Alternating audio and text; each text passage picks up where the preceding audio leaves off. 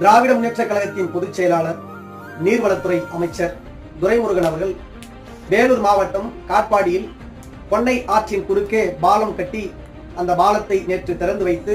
என் உயிர் போனாலும் காட்பாடி காட்பாடி என்றுதான் என் உயிர் போகும் என்று உருக்கமாக பேசியிருக்கின்றார். 1973ஆம் ஆண்டு பொன்னை ஆற்றின் குறுக்கே பாலம் கட்டுவதற்கான அடிக்கல் நாட்டப்பட்டு 1975ஆம் ஆண்டு பொன்னை ஆற்றின் குறுக்கே பாலம் திறந்து வைக்கப்பட்டு பல ஆண்டுகளாக இருந்து தற்போது அது விழுந்துவிட்ட காரணத்தினால் தற்போது பொன்னை ஆற்றின் குறுக்கே பாலம் கட்டப்பட்டு நேற்று அதை திறந்து வைத்து பொதுமக்களிடம் உரையாற்றுகின்ற போதுதான்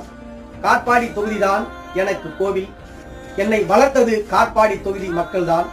எனவே நான் சாகும் வரை காட்பாடி மக்களின் அடிமையாக இருந்து சாகும் நேரத்தில் கூட காட்பாடி காட்பாடி